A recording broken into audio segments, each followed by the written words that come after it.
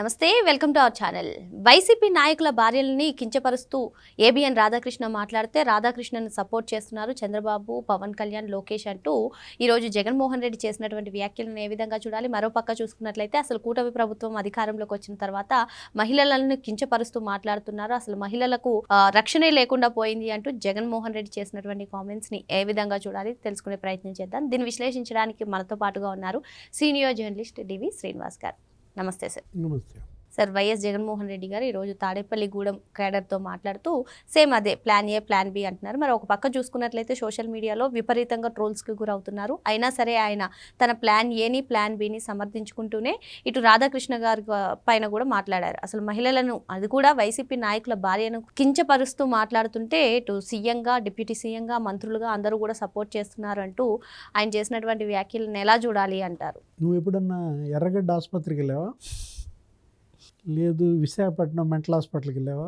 ఒకవేళ ఆ రెండు నీకు చూసే అవకాశం లేకపోతే తాడేపల్లి వైసీపీ ఆఫీస్కి వెళ్తావా?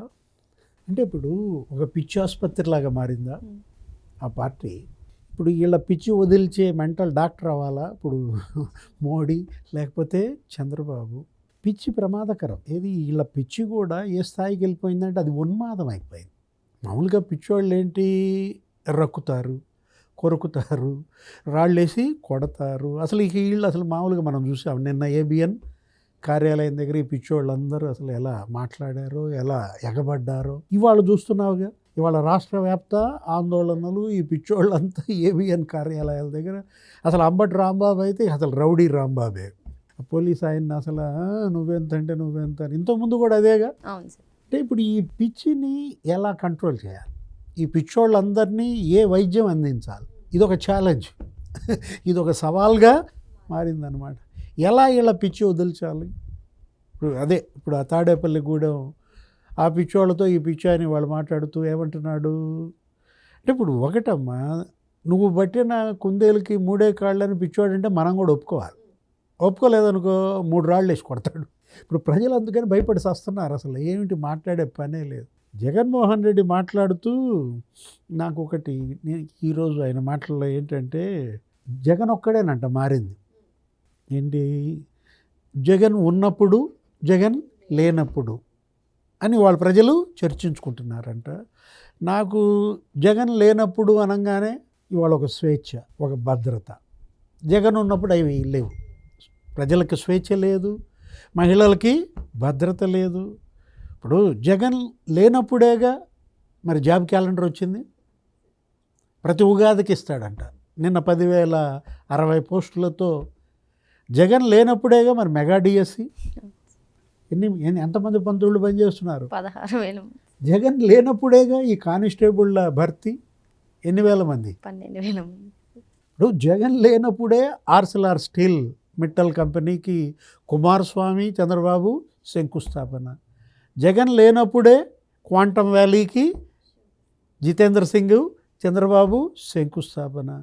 జగన్ లేనప్పుడే ఎన్టీపీసీ గ్రీన్ హైడ్రోజన్ హబ్ ఎక్కడ? విశాఖలో ప్రధాని మోడీ, చంద్రబాబు 1,68,000 కోట్లతో శంకుస్థాపన. జగన్ లేనప్పుడే అమరావతి ఇవాళ ఏంటి అసలు 63,000 కోట్లతో పనులు, మోడీ శంకుస్థాపన, చట్టబద్ధత. అంటే జగన్ లేనప్పుడు ఎన్ని జరిగినాయి అమ్మా? 22 నెలల్లో. వాళ్ళ జగన్ లేనప్పుడే మహిళలకు ఉచిత బస్సు, 68 లక్షల మంది తల్లులకి ఆ తల్లి వందనం, 10,000 కోట్లు రైతులకి. ఇన్ని జగన్ లేనప్పుడు జరిగితే జనం అంట జగన్ లేనప్పుడు, జగన్ ఉన్నప్పుడు కరెక్టే. ఇప్పుడు మనం చెప్పుకుంటున్నవన్నీ జనం చర్చించుకుంటున్నారు, అతనికి తెలుసు. కానీ ఈ పిచ్చోళ్ళ ముందు మళ్ళా అతను ఒక పిచ్చి ప్రేలాపనలు. నేను అంటోంది అదే. ఏంటి అది అసలు మెంటల్ హాస్పిటల్గా మారిందా అని. ఇప్పుడు ప్లాన్ ఏ ఏమన్నావు? ప్లాన్ బి మావిగన్ అసలు క్రాష్ అయిపోయిందంట. అసలు మావిగాని డైవర్ట్ చేయడానికే రాధాకృష్ణన్ని రంగంలోకి దింపారు అన్నట్టుగా ఆయన కామెంట్స్ ఉన్నాయి సార్. ఏంటి అసలు నిజంగా మావిగాని డైవర్ట్ చేయడం అయితే ఆయనకే ప్లస్ అయ్యేది కదా. సోషల్ మీడియాలో వస్తున్నటువంటి ట్రోలింగ్స్ని మనం చూసినట్లయితే ఎలా అర్థం చేసుకోవాలి? అసలు క్రాష్ అయిపోయిందంట ఇది. అసలు ఇంతవరకు సోషల్ మీడియాలో అసలు ఈ ప్రపంచ చరిత్రలో ఇంత వైరల్ అయిన పోస్టులు ఇవి లేవంట అసలు. అంటే ఇప్పుడు ఏంటి దాని నుంచి డైవర్ట్ చేయడం కోసం ఇప్పుడు ఏబిఎన్ అటాక్. మనకు అది కనపడుతుంది. ఒకవైపు ఏమో అమరావతి పండుగ, ఉత్సవాలు, సంబరాలు, మహిళలంతా వెళ్ళి దుర్గమ్మకి అమరావతి సారె ఇచ్చారు పాదయాత్రగా వెళ్ళి. నిన్న అసలు హైకోర్టు దగ్గర ధన్యవాదాల సభ, న్యాయమూర్తులకి న్యాయవాదులకి అమరావతి తరఫున మరి ఇచ్చిన తీర్పులు, వాదించిన ఆర్గ్యుమెంట్స్కి అసలు రాష్ట్ర వ్యాప్తంగా ఇది ఎక్కడ సెలబ్రేషన్ చేస్తారో నువ్వు చూసావు కదా. వారం రోజుల పరిణామాలు, 28 తీర్మానం, 1వ తారీఖు లోక్సభ ఆమోదం, ఆ రోజే ప్రెస్ మీట్ పెడతాడు. దాని నుంచి డైవర్ట్ చేయటం కోసం మావిగన్ అంటాడు. 2వ తారీఖు రాజ్యసభ ఆమోదం, 6వ తారీఖు గెజిట్, రాష్ట్రపతి ముద్ర. దాని నుంచి డైవర్ట్ చేయటం కోసం ఇప్పుడు అటాక్ ఏబిఎన్. గమ్మత్తు ఏంటంటే attack TV5 target BR Naidu నడిపారు, భూమన కరుణాకర్ రెడ్డి ఒక 4 రోజులు నడిపారు. ఇప్పుడు అటాక్ ఏబిఎన్, టార్గెట్ ఆర్కే నడుపుతున్నారు. గమ్మత్తుగా ఈనాడును కూడా పట్టుకొచ్చారు. ఇప్పుడు ఏంటి అటాక్ ఈనాడు, టార్గెట్ కిరణ్ అని ఇవాళ ఒక బ్యానర్ ఐటమ్. ఇప్పుడు ఇందాక ప్రెస్ మీద ఆ తాడేపల్లి గూడె వాళ్ళతో కూడా అదే మాట్లాడుతున్నాడు. కిరణ్ వియ్యంకుడికి ఏదో పనులు కట్టబెట్టారంటూ RVR దానిపైన ఏదో మాట్లాడుతూ, ఇప్పుడు ఎందుకు అంత అక్కసు జగన్మోహన్ రెడ్డికి ఇవాళ అమరావతిపై అక్కస? అదే కదా. ఇప్పుడు మీరు నిజంగా మోడీని టార్గెట్ చేయాలనుకుంటే నేరుగా అటాక్ చేయి, ఆయన మీద పడు. బీజేపీని టార్గెట్ చేయి, ఎందుకు చట్టబద్ధత ఇచ్చావు, ఎందుకు నీ క్యాబినెట్ దీన్ని ఆమోదించింది, ఎందుకు అమరావతి చట్టబద్ధతని లోక్సభలో ఆమోదించావు, రాజ్యసభలో ఆమోదించావు, రాష్ట్రపతిని టార్గెట్ చేస్తావు పని ఆమె గెజెట్ ఇచ్చింది. అబ్బే వాటి జోలికి వెళ్ళడు, ఫీజులు పోతాయి కదా. మామూలు తెలివిగలాడా? మనం పిచ్చోడు అనుకుంటాం కానీ జనాన్ని పిచ్చోళ్ళని చేస్తున్నాడు. అతను మాత్రం మా తెలివిగలాడు. ఏంటి వీళ్ళందరినీ రోడ్ల మీదకి పంపాడు కానీ తను వచ్చాడా? చూసావా? ఇప్పుడు కేసులు ఎవరి మీద? ఇప్పుడు తెలంగాణలో కేసులు, ఇప్పుడు రేవంత్ ప్రభుత్వం మొత్తం ఈ బ్యాచ్ మొత్తం కేసులు రేపో మాపో ఎత్తుకురమ్మంటాడు. ఎవరిని? మళ్ళీ అంబటి రాంబాబు, జోగి రమేష్, ఎవరైతే హైదరాబాద్ అక్కడ ఏబిఎన్ దగ్గర ధర్నాకు వచ్చారో వాళ్ళందరినీ తెలంగాణ ప్రభుత్వం లిఫ్ట్ చేస్తుందా? స్పెషల్ ఫోర్స్ని పంపించుద్దా? పట్టుకొచ్చుద్దా? అంటే ఇప్పుడు వీళ్ళు ఒక పెద్ద సమస్యగా మారారమ్మా.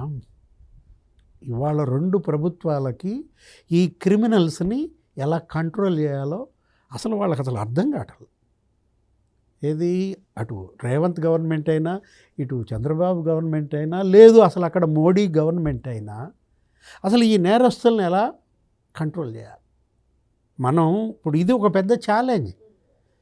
ఇప్పుడు చంద్రబాబు ఏంటి, ఆయనకున్న బ్రాండ్ ఇమేజీ, కంపెనీలు వస్తున్నాయి, లేకపోతే పెట్టుబడిదారులు వస్తున్నారు, శంకుస్థాపనలు, ఫౌండేషన్లు, పనులు ముమ్మరంగా సాగుతున్నాయి. ఇదంతా ఒక ఎత్తు. ఇది నాణ్యానికి ఒక కోణం. రెండో కోణం జగన్మోహన్ రెడ్డి, అది బొమ్మ అయితే అంటే ఇవాళ ఆంధ్రప్రదేశ్కి ఒక దిష్టి బొమ్మలాగా. ఈ వచ్చే పెట్టుబడులకు దిష్టి తగలకూడదనా ఈ పార్టీ జగన్మోహన్ రెడ్డి? నాకు అదే కనపడుతోంది. ఈ చేస్తున్నటువంటి అభివృద్ధి, జరుగుతున్నటువంటి సంక్షేమం, నెరవేరుస్తున్నటువంటి హామీలు, వీటికి దిష్టి తగలకుండా ఉండటానికి మంచి దిష్టి బొమ్మను పెట్టారా జగన్మోహన్ రెడ్డిని? అంటే ఒకటి సైతాన్ సేనను ఏదో అంది షర్మిల, వీళ్ళందరినీ కూడా అసలు జగన్ని వాళ్ళ అన్ననే సైతాన్ అన్నది. అసలు అన్న అనే పదానికే కళంకం అన్న. వాటి నుంచి డైవర్ట్ చేయటం కోసమా? గమ్మత్తు ఏంటంటే కేసుల్లో ఇరుక్కునే వాటికేమో అతను బోటల్లా, అమ్మ మీద కేసు వేయడానికి మాత్రం ముందుకెళ్తాడు, చెల్లి ఆస్తులు లాక్కోవటానికి ముందుకెళ్తాడు. అతను ఈరోజు ప్రెస్ మీట్లో మాట్లాడుతూ అదే నువ్వు అన్న ప్లాన్ బి, ఎన్ని వేల కోట్లు? 20,000 కోట్లతో అయిపోద్ది, అక్కడ 2 లక్షల కోట్లు ఎందుకు పెడుతున్నావు అంటాడు. అసలు నువ్వెందుకని ఆ 20,000 కోట్లు ఇక్కడ ఖర్చు పెట్టలా? పోనీ విశాఖపట్నంలో ఎందుకు ఖర్చు పెట్టలా? ఇప్పుడు ఈ చెప్పే 20,000 కోట్లు మావిగన్లో ఖర్చు పెట్టమంటున్నావే, అవి కనుక నువ్వు కర్నూలులో ఖర్చు పెట్టుంటే ఇవాళ నీకు రాయలసీమలో పాపం 7 సీట్లకి దిగజారేవాడివా? విశాఖపట్నంలో ఇవే అమౌంట్ కనుక ఖర్చు పెట్టుంటే 2 సీట్లకి పతనం అయ్యేవాడివా? ఇప్పుడు ఎందుకు నీతులు చెప్తున్నావు? అబ్బా అసలు అతను మామూలుగా అసలు ఇతని పేరు మీదే ఒక నీతి చంద్రిక రాద్దామా? పరవస్తు చెన్నై సూర్య ఎప్పుడెప్పుడో నీతి చంద్రిక అని రాసి ఉంటాడు. అంటే ఈ నీతి చంద్రిక అంటావా, దీన్ని అవినీతి చంద్రిక అంటావా? తల్లిపై కేసు వేసుకోవాలి, చెల్లెళ్ళ ఆస్తులు లాక్కోవాలి, అసలు ఎలా నేరాలు చేయాలి, ఘోరాలు చేయాలి, హంతకుల్ని ఎలా కాపాడాలి. మామూలు నీతి చంద్రిక కాదు ఇతను రాసేది, అవినీతి చంద్రిక. ఆ రాచక చంద్రిక ఒకటి రాయి, ప్రజలు చదువుకుంటారు. అరే ఎంతమంది క్రిమినల్స్ని తయారు చేశాడమ్మా! 5 ఏళ్ళు అతను అధికారంలో ఉండగా క్రిమినల్స్ అంటావా, పిచ్చోళ్ళు అంటావా? ఇప్పుడు మెంటలోళ్ళు మళ్ళా క్రిమినల్స్ రెండు కలిస్తే ఇక అసలు నువ్వు వాళ్ళతో అసలు చాలా జాగ్రత్తగా ఉండాలి. పొరపాటును కూడా అటేపు వెళ్ళబాక. మరో అంశంతో మళ్ళీ కలుద్దాం. Thank you sir.